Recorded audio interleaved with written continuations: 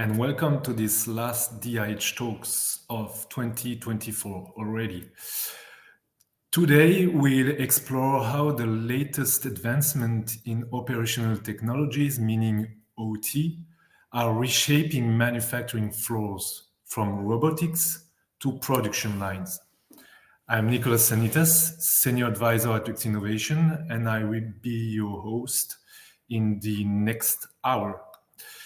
But first and foremost, a few tips regarding this webinar.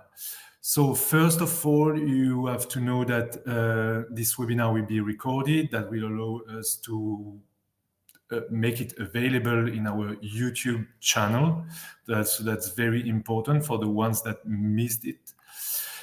And next, it's about how the interface you have is working. So first, you have a chat tab dedicated to presenting yourself and giving some information and things like that. All your questions should be wrote into the question tab. That's very important that you split question from other remarks, I would say. So at the end, during the last 10 to 15 minutes, we'll answer your question with all our speakers. Next tab is the poll session. So in case there is some interactivity between speakers and you, it will be done through this tab. So technology is the answer, yes, but actually what was the question? Companies that delay adopting OT technologies risks failing behind, potentially losing up to 15% in competitive advantage due to inefficiencies and higher operational costs. This highlights the importance of staying up to date with technological advancement to maintain competitiveness. On the other hand, manufacturers embracing IT-OT convergence have seen up to a 30% boost in operational efficiency. This integration enhances data-driven decision-making and streamline operations, leading to higher productivity and reduced resource consumption, all while supporting sustainability goals. So, without further ado, let's embark with Atal. From his early industry days in India to becoming a robotics expert in Europe, Atal Kumar has forged an impressive path in research.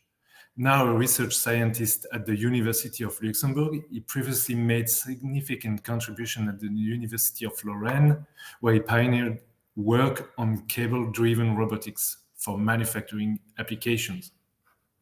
Atal, we're listening to you. Thank you, Nicolas. Good morning, all. I think that I'm audible. So today's presentation from my side will be on the topic of industrial robotics. So what we will be seeing is just a quick introduction about myself, some actual facts that I have collected from the International Federation of Robotics, a brief recall of the strategical importance of industrial robots, and few case studies which have been recorded in the International Federation of Robotics in the last 3 to 6 months. I would also like to then highlight on the intersection of industrial robots and Industry 4.0 for digital transformation. And as a researcher trying to bridge the gap between research, academia, and industry, I would also like to then show the emerging trends foreseen in 2025 and beyond, with some conclusions or suggestions from my point of view. So, as Nicolas said, I'm currently working as a research scientist in the Department of Engineering at the Faculty of Science, Technology, and Medicine. Very soon, I'll be taking up the role of a professor as the Chair of Robotics for Sustainable and Agile Industry at the University of Lorraine. A brief about my industrial experience. I had quite some time in the wheel manufacturing industry and the steel manufacturing industry in India. Both of them are the biggest industries in India. And this led me to pursue my research and career in the field of robotics and automation. So, what I'm particularly interested and motivated is to show the application of robotics and automation for addressing challenges in manufacturing industry, more particularly with respect to SMEs. So, uh, despite all the economic and the global political crisis last year, uh, International Federation of Robotics has recorded an increase of 10% in the operational stocks of industrial robots worldwide. If you can see, the the 1,000 units numbers is going beyond 4,000, so which is quite impressive given the different scenarios that we have addressed. The next focus, which I would like to show, is with respect to Europe. And we see a considerable increase, and the market is trying to pick up from 2020, which is the COVID downtime, and then afterwards there is increase. So this is a good news for people who are trying to apply or who are open for applying robotics in their particular production line.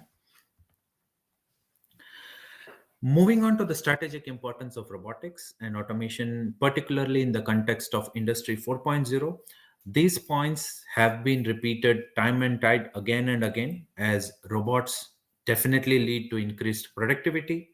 Over the time, over a certain period of time, it will lead to cost efficiency. It also helps in the scalability and flexibility of your manufacturing line. Obviously, more features are being seen for enhancing the safety of the workers as well as the safety of the line itself, with a particular focus on improved quality. Today's topic, which deals with the digital transformation, is also one very important point when it comes to the implementation of robotics and automation in the context of Industry 4.0. However, being in this region for the last 7 to 8 years, I have witnessed some of the challenges when it comes to the SMEs and medium sized industries in the implementation of robots. The major five challenges are initially: first, the high initial costs, followed by the compatibility of buying new robots in their already existing line. Then comes the third topic of jobs for those who are already working there. And the big question, whether a high level programming is needed, whether a particular task can be replaced fully by a robot or can be fully automated. There is also a fear of losing out in the current market trends, and this is also sometimes driving industries to take decisions that is actually not giving them the productivity that they are desiring.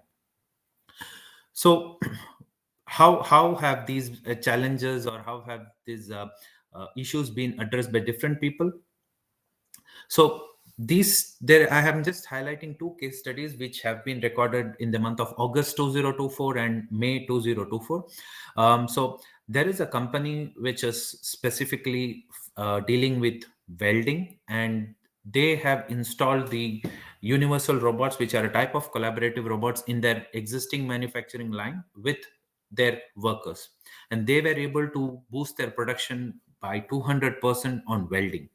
They have also tried to implement simple industrial robot for machine tending, specifically on the CNC machines, just to change their workpiece, move the tools and stuffs. And an interesting point to note here is they were able to report a productivity boost of 600% in machining, and they were able to run the line continuously throughout. The return on investment for them was less than 12 months, which is quite feasible to be implemented in the current market trends. And these are machining processes which are still not fully automated, or which require a level of human expertise as well to be integrated with these things. The, So the second case study is again for the painting processes, where they have installed a simple post tracker with the robot and the human worker, and the post tracker records the painter's movement, which in this case is the human operator, and transfers them to the collaborative robot, which then performs the touch-up tasks with a highly accurate improved precision. So these two case studies, which have been recorded very recently, indicates that there are still a lot of processes that needs robotics, that needs automation, that can be automated without any complicated changes in their environment. So at this point, I would just like to show the transition and the different changes in the robotics environment that we have witnessed gradually. So earlier in 1960s, it was just a simple human robot, a simple arm kind of thing, which was installed, which was able to replicate the repeated work. During the late 1980s, the programming of industrial robots started gaining momentum with the emergence of collaborative robots, where robots can work together with the human workers, gained momentum. And currently now the buzzword with artificial intelligence and machine learning. So I will speak a bit on this just to highlight what these things are, and then I would like to end with some suggestions and questions on this. So the role of robotics and how it can gel well with industry 4.0, and how the entire concept can be more towards the digital transformation. So these three are the big words that are being used by, I would say, every advanced user of robotics. The first is big data, the second is artificial intelligence and machine learning, and the third is internet of things or internet of robotic things, just to make it a bit more catchy. So how these things can be used or how these things are affecting is, so when we are talking about artificial intelligence and machine learning, they both help in achieving the level of autonomy and intelligence, and also help the robot in adapting and learning from their environment. So what happens is, over the course of time, the performance keeps getting better and better with new inputs and new variables that it gets used to. So one such example is the improved use of vision systems, where AI powered vision systems are used for object recognition, quality inspection, autonomous navigation, and so on. In the second case, when we are using machine learning, we are able to analyze the lot of sensor data that is being captured in real time, and advanced machine learning algorithms are used for predicting equipment failures, proactive maintenance, and the other things. Similarly, the word that comes now is big data, which is vast amounts of data to extract valuable insights from, for performing predictive maintenance, or for already getting insights about how your process is going, get some more useful information, and be proactive in the monitoring of production processes. And with the advancements of 5G and other internet able technologies, it helps in the seamless connectivity and communication between physical devices. So the objective is also to operate these advanced technologies from somewhere or anywhere in the world which has internet connections. So what I have seen, or what I would like to suggest, is when we are talking about robotics, or when we are talking about industrial robotics with artificial intelligence and so on, many people have this perception of having a robotic line as seen inside the red box. So it's completely automated. There is no human worker. There is, like, no light manufacturing, advanced level of robots all working together and doing stuffs. But from my point of view, what I see is, for the SMEs, where the human worker and his experience needs to be included alongside the robot for actually achieving tasks which can be automated without the importance or without the inclusion of all the other emerging technologies that are there. So this will first help in automating tasks. The second is getting used to the robotic environment. These two things are first needed, that can be then used for the advanced level of digital transformation. So moving to the emerging trends, which I have collected reading lots of articles, is first, SMEs and MSMEs want easier to use, deploy, and maintain, want robots that can be easier to use, deploy, and maintain. And by this, what they want is something which can be easily programmed, something which doesn't require a lot of changes in their existing environment, and something which increases the comfort level of the human worker along with the robot. Which brings me to the second topic, which is the human robot collaboration. The the use of human robot collaboration is increasing and will increase continuously as there is transition from industry 4.0 to 5.0 technologies as well. They are also looking for improved robotic sensors where the robot has human type of working capability, but then it uses the intelligence and experience that the human worker has gained throughout the considerable time. Return on investments with respect to the initial investment is something which is very much on focus. So there is a very big rush in the market to produce robots which costs less, and these things, that there is focus on also low code programming and programming by demonstration, such that people who are already existing in the manufacturing line, who are working with the machines, can be trained effectively, thereby removing their biggest obstacle which they may face, which is with respect to working with the robot, programming the robot, and getting used to their existing environment. So, as you can see from my side, what I have presented in the big till now is just a showcase on the different technological terms that are being used by big players as well as small players. But the first things that we will have to address goes back to the slide which I am presenting here. Do we really need in the beginning to go ahead with so much of technologies? The answer is no.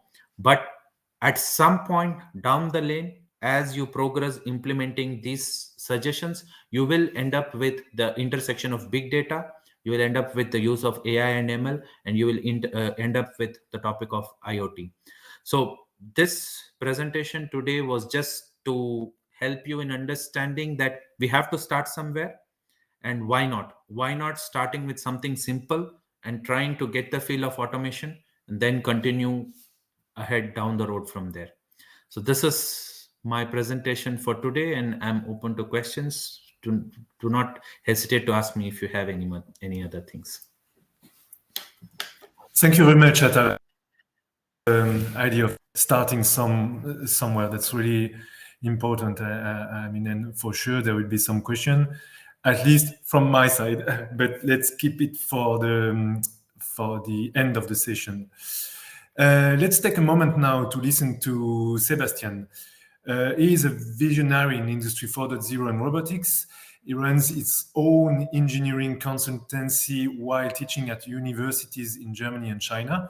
And his expertise in manufacturing automation, shaped by collaboration with automotive giants like Ford and Jaguar Land Rover, helps companies transform their production processes for the digital age. Sebastian, we are listening to you.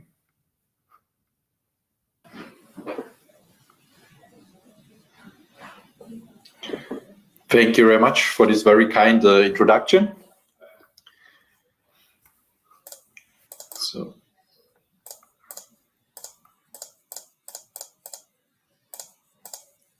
So thank you very much for joining today.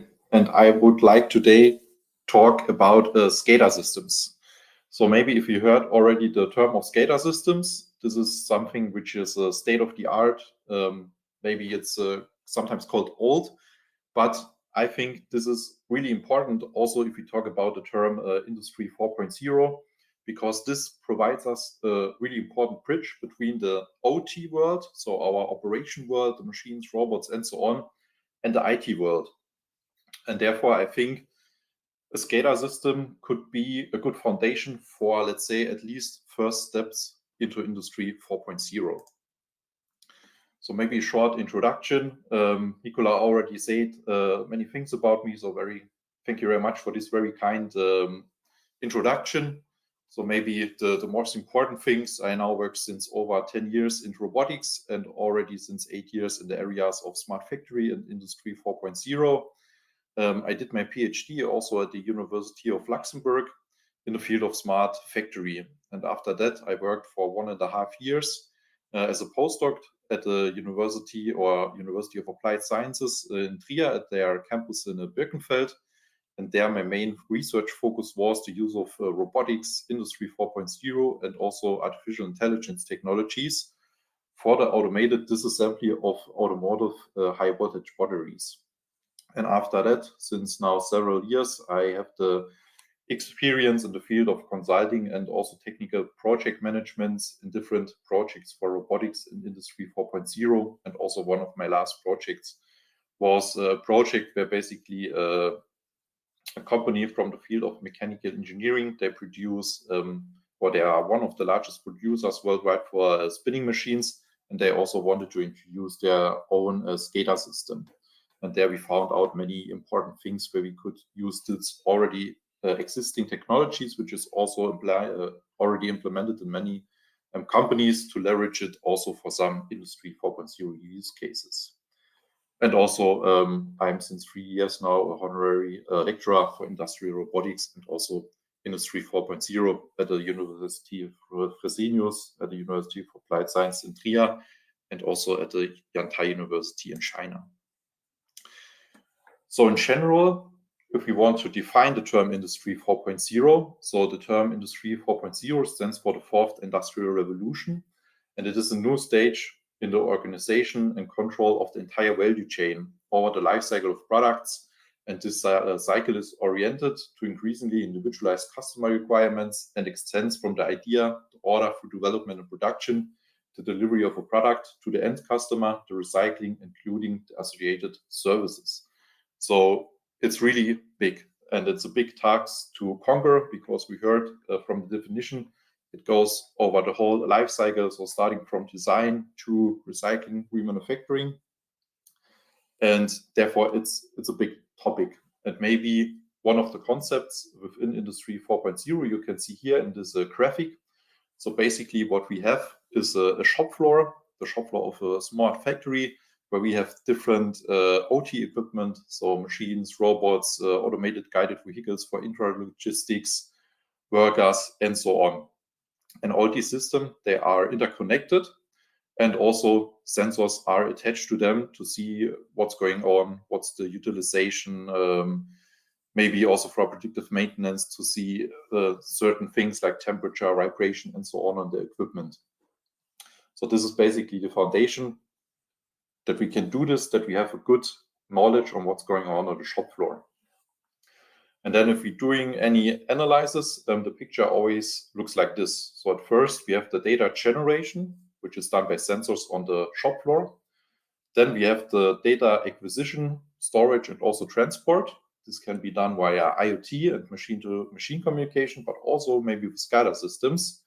And then at the end, we have some analysis, which could be a statistical analysis, or what we also do often nowadays is artificial intelligence, and especially machine learning. And then we do the data processing, and in the end, we give some analyzing results to the production manager, to the service team, or we could even have a closed feedback so that the feedback directly goes to the shop floor, and there is maybe some new arrangement regarding scheduling and so on.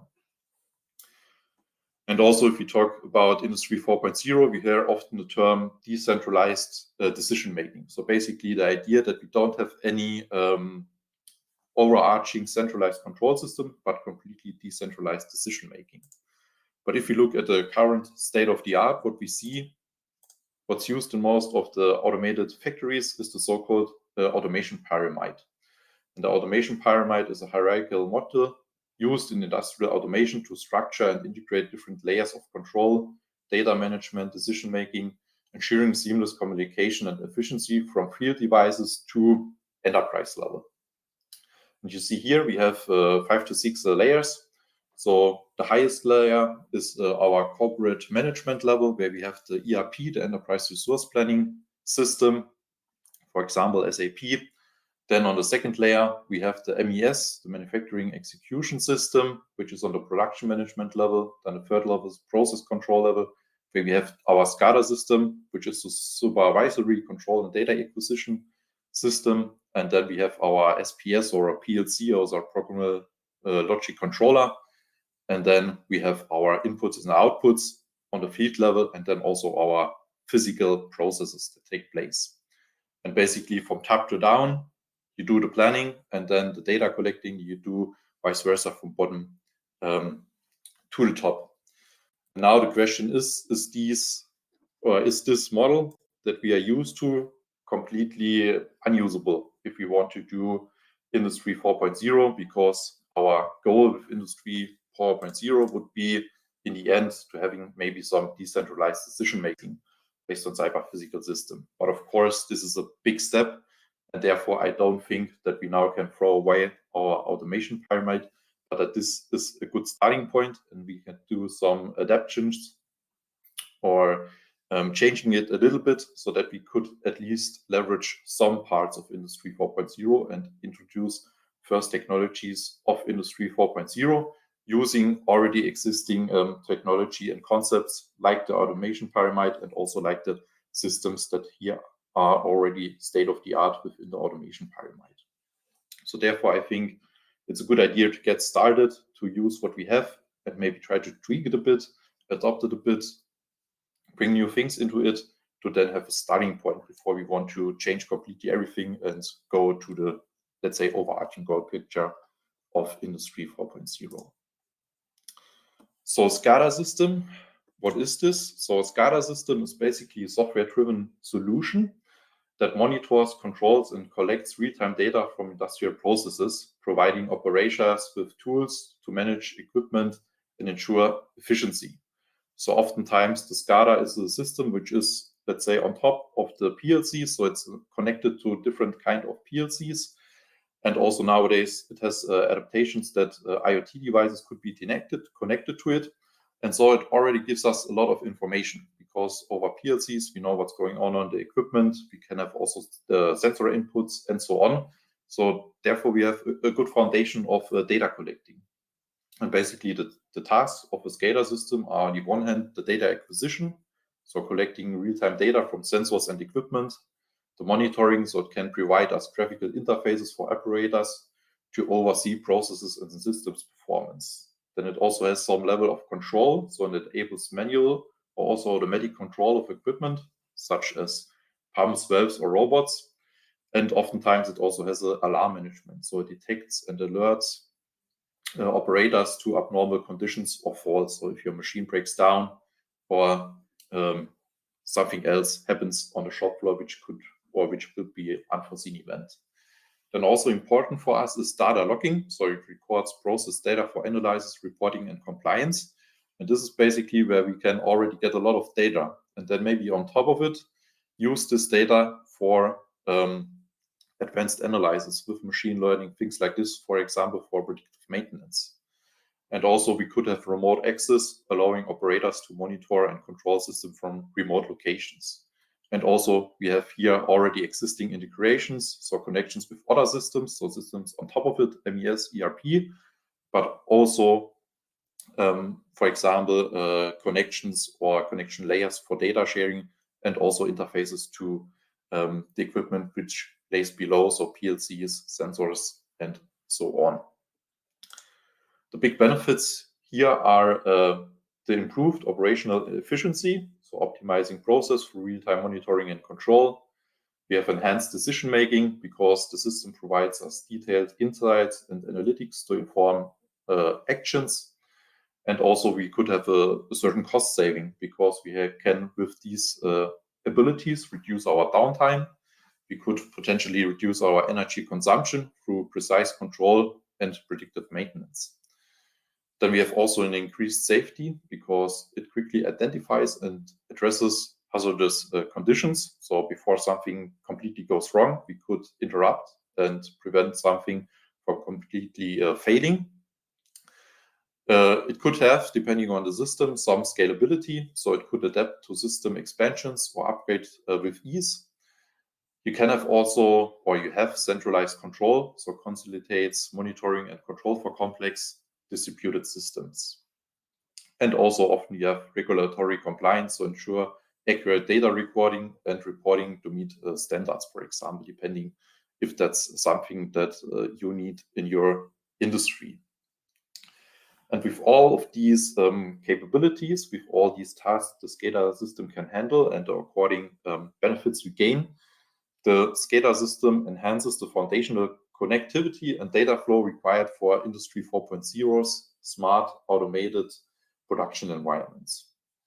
And therefore, it can serve as a bridge between IT and OT, because here we get to collect all the the data from our OT environment. And then we have interfaces, because we have now collected the data, we have data logging, and we could send this data to another device, to cloud, and analyze it, for example, using AI or something else. So therefore, it serves as a bridge between IT and OT, and as a foundation for AI-based analysis by collecting and organizing large volumes of process data, which can be fed into an AI model for advanced insights, predictive maintenance, or process optimization, maybe in the area of scheduling, things like this.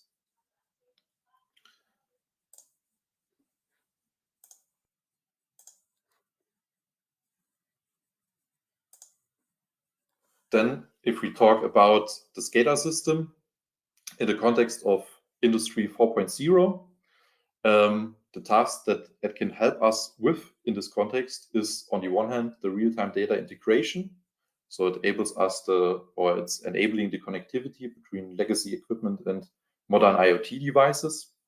It can help us with smart decision making, because it facilitates advanced analytics and predictive maintenance. We have a certain degree of interoperability, because it can acting as a bridge between IT and OT, like we discovered before. And also what we need for Industry 4.0 is some kind of scalability, because here it can support us with flexible and modular systems that adapt to changing production needs. And also we have improved visibility, so it can provide us centralized monitoring for complex and interconnected processes. So if we are talking about SCADA system, we want in the end to get all our data and to have a bridge between IT and OT, so that we then can make our analysis and apply different use cases in Industry 4.0 context, like, for example, predictive maintenance.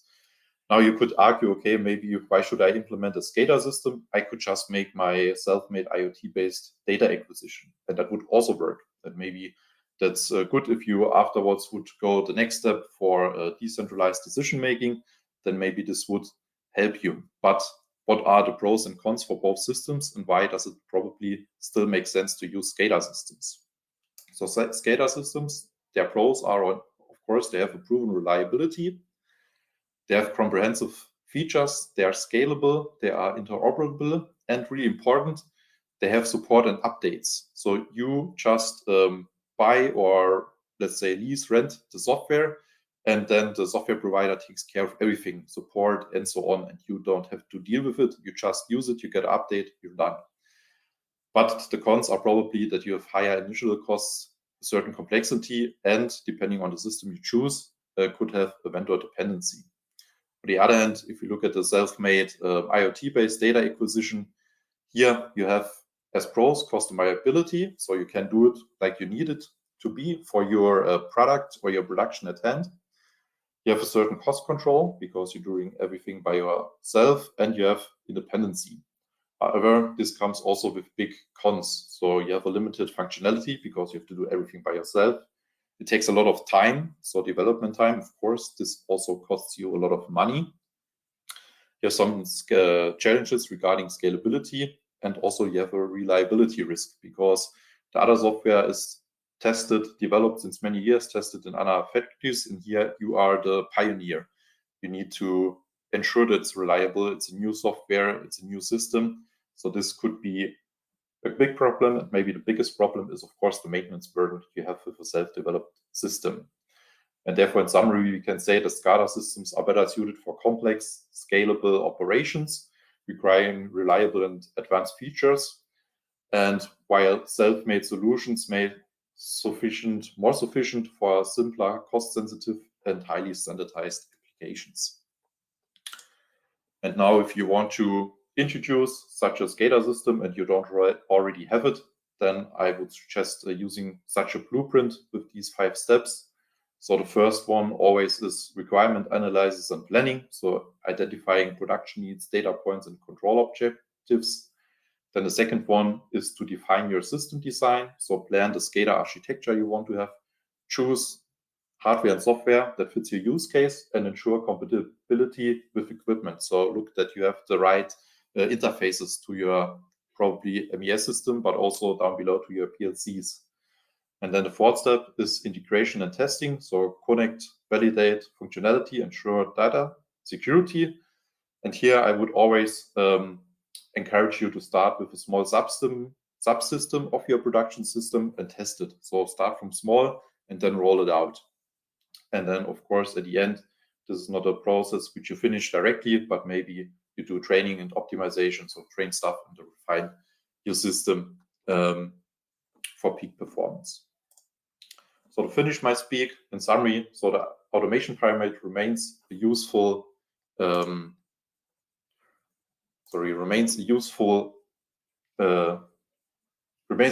framework for leveraging the benefits of certain Industry 4.0 technologies. Adaptations and additions to the automation pyramid can form a first step to Industry 4.0. The SCADA system can act as a bridge between IT and OT, and due to standardization, maintenance, and so on, it's maybe easier to implement than a self-made solution. And the SCADA system is also very reliable and very accurate. And the SCADA system is also maybe better suited for complex use cases, but maybe for use cases that are really specific and maybe not so big, also the other option to have a self-developed system is also suitable. So this would be from my side. So thank you very much for your attention. And I think after the next talk, we are open to discuss all your questions. So thank you very much. Yes, indeed, Sebastian, there will be a Q&A session, and actually there is already a lot of questions to be asked. So without further ado, let's pass the mic to Xavier. He's a mechanical engineering graduate from ENIM, Metz. He has evolved from production management to become a key player in Luxembourg's industrial scene, now heading SXE Consulting while driving operation at Circulion, but must admit that I'm not sure it's still the case. Xavier, you will correct me. But it transforms manufacturing processes with the perfect blend of engineering expertise and hands-on experience. Xavier, we're listening to you. Thank you.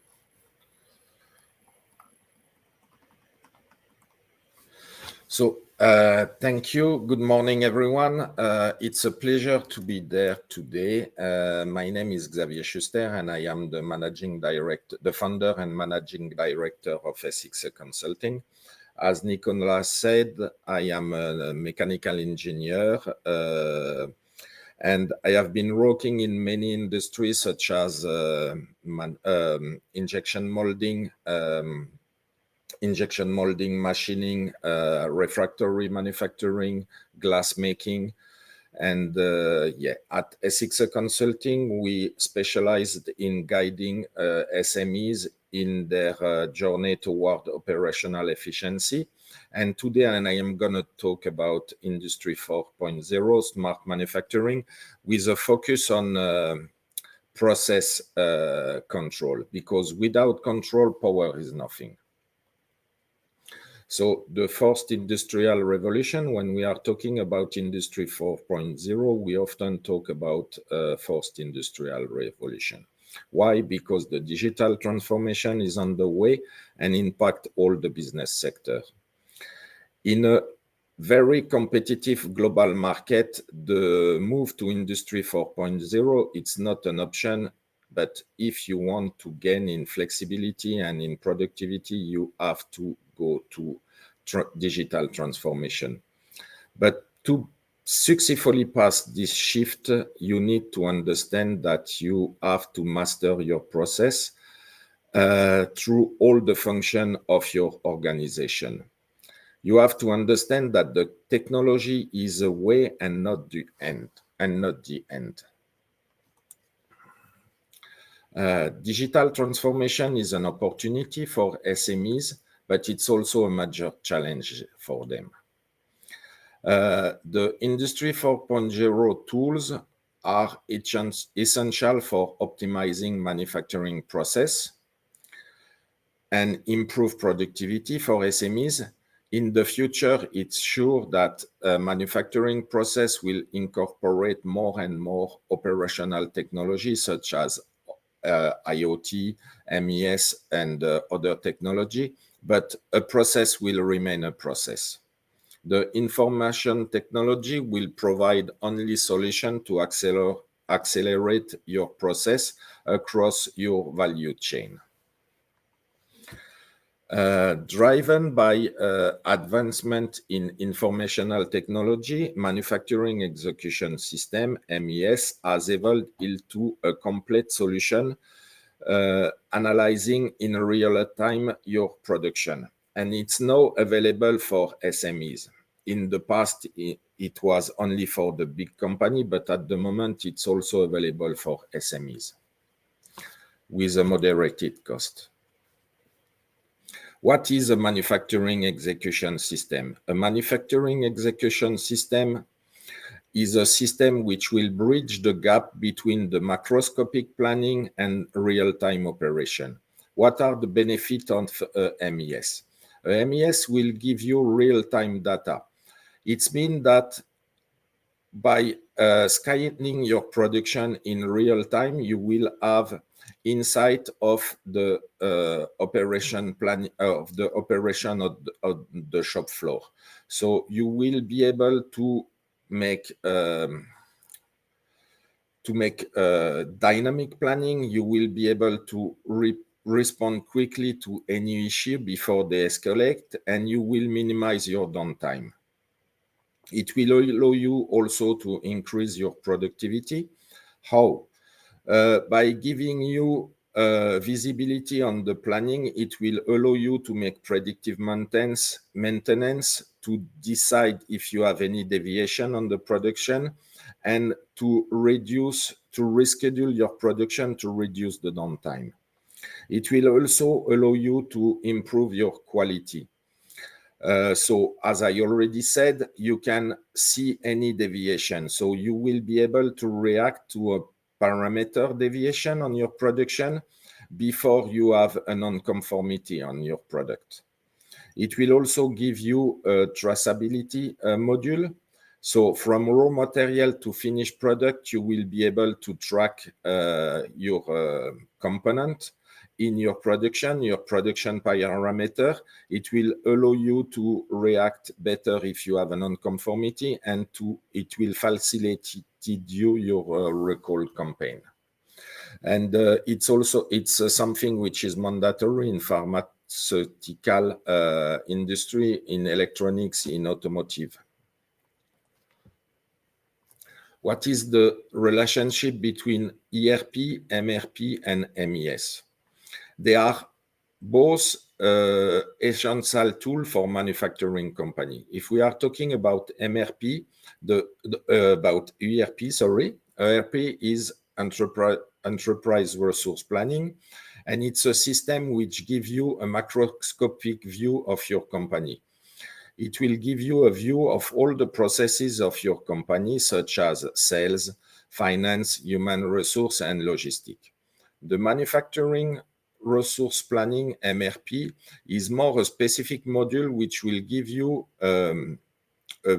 which will focus on the planning, the raw material, and the equipment requirement.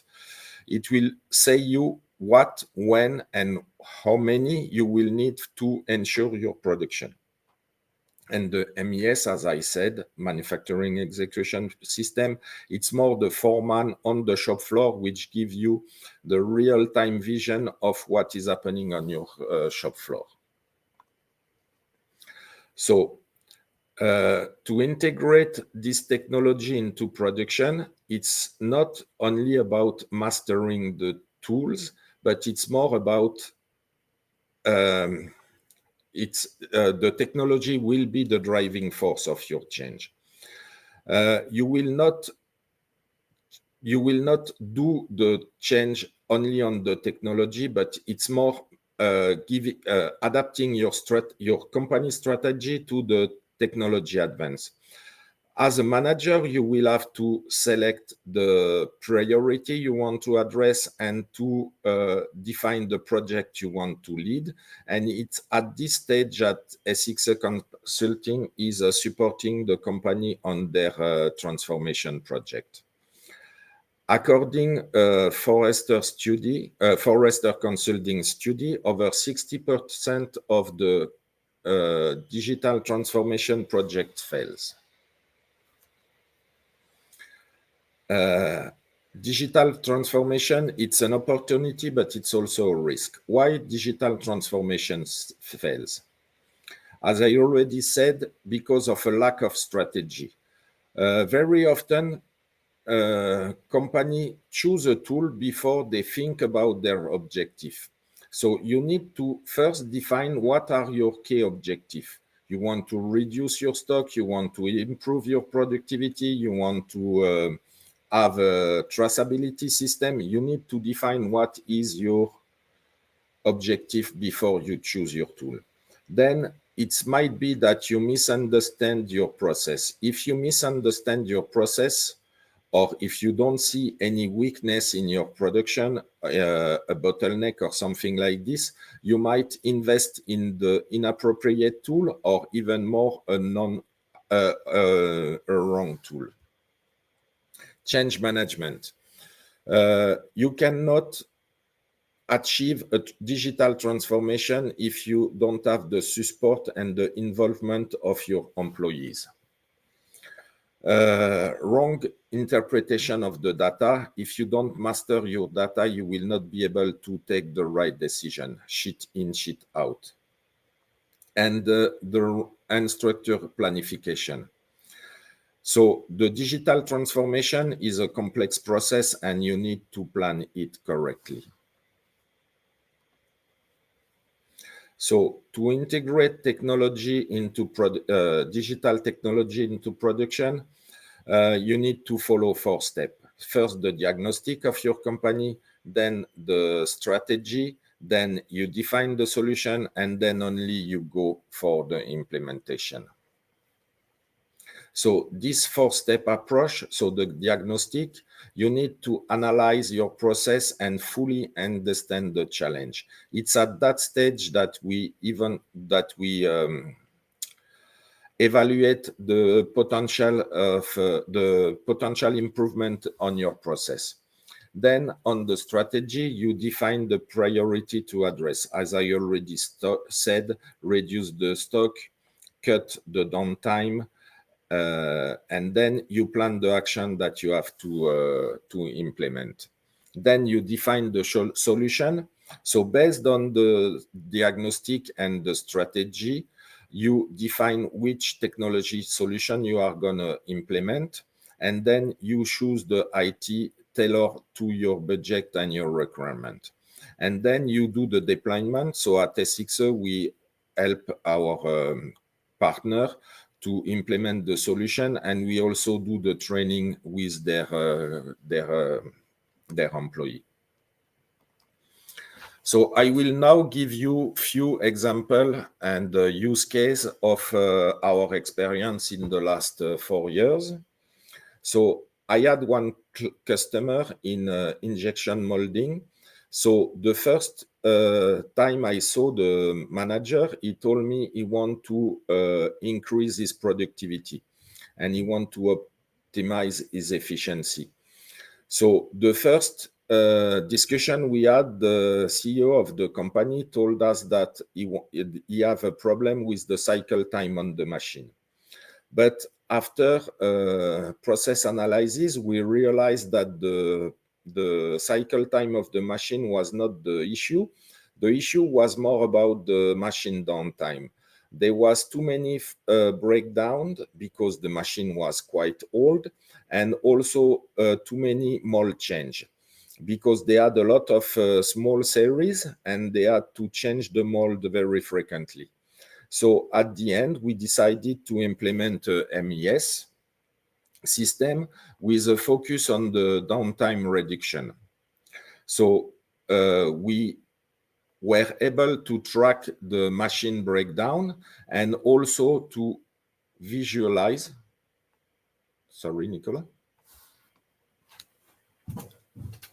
No. To warn you that you should go to a conclusion. Sorry. Okay. That's what I mean. Okay. So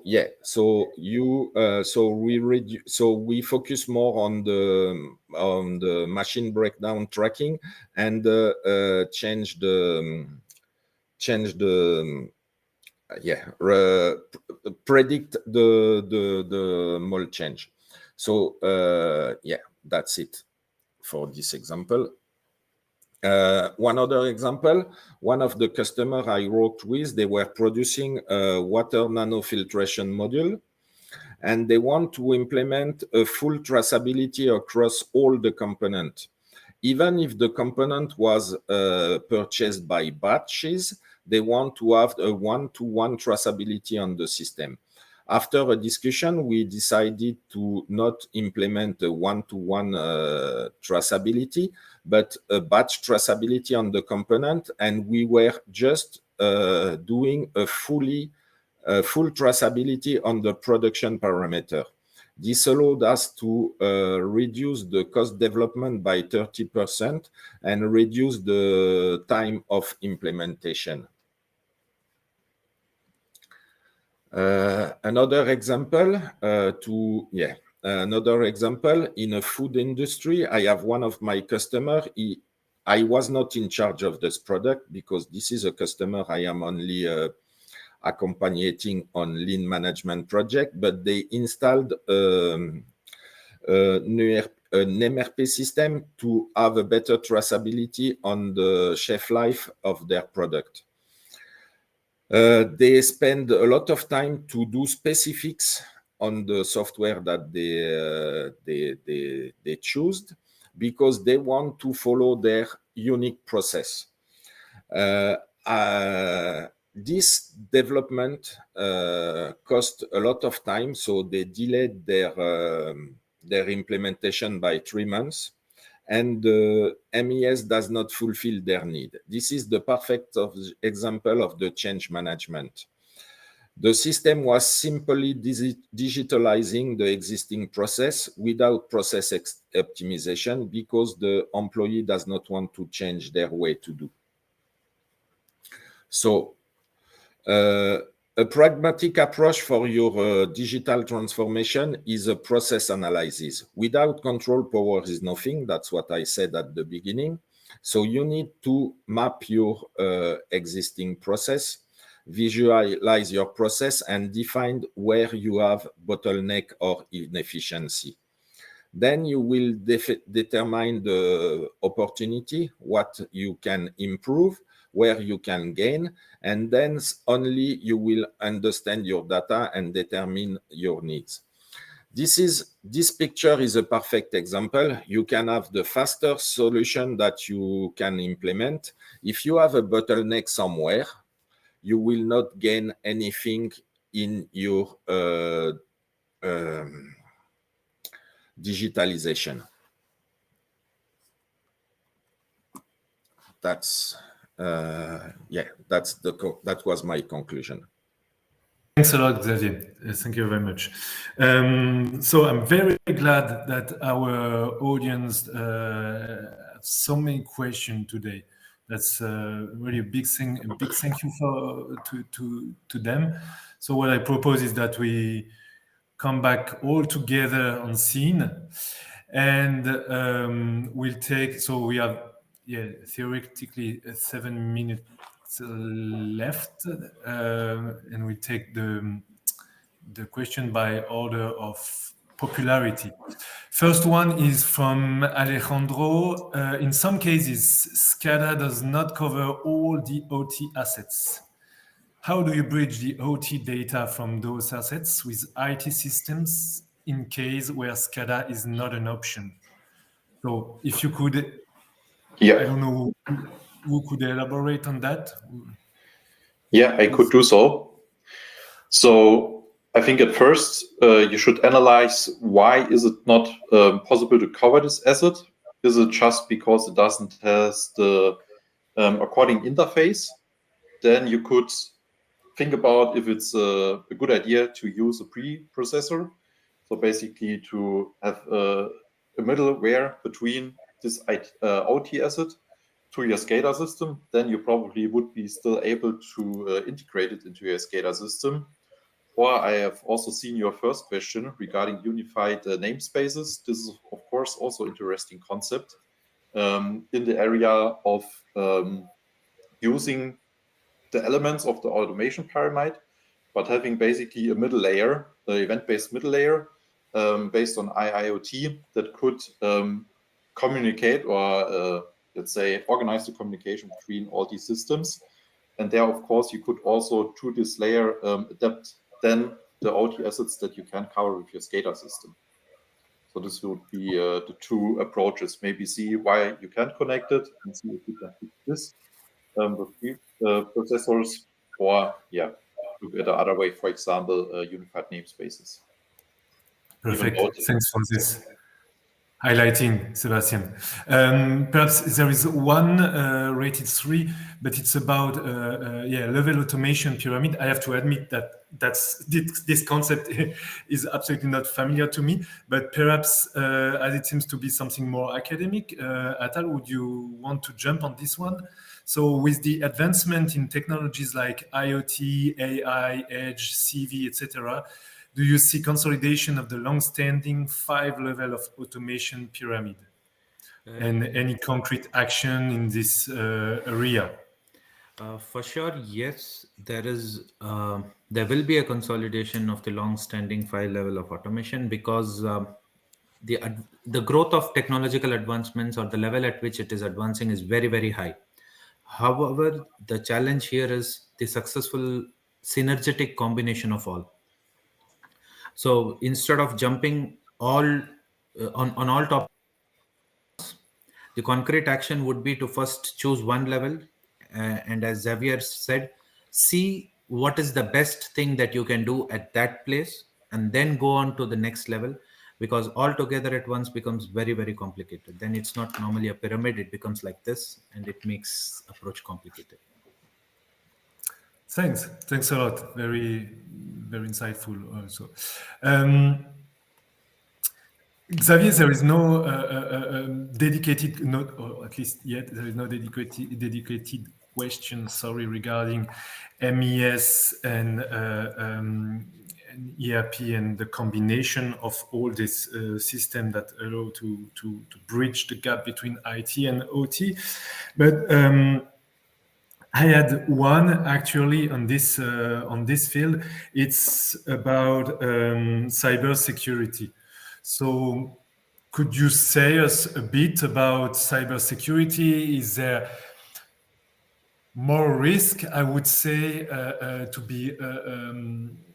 be attacked by the fact that shop floor is more connected now with all these technologies, or at the contrary, I would say there is enough expertise and tools and knowings and experiences also in the field to say, okay, cybersecurity should be something that has to be tackled, but that's not that's not a risk, or at least the risk is worse the benefits. So it's sure that the more you are connected, the more risk you have. But that's something that is well known by the software supplier, and they are working a lot on this. So at that stage, they have covered most of the risk that can happen.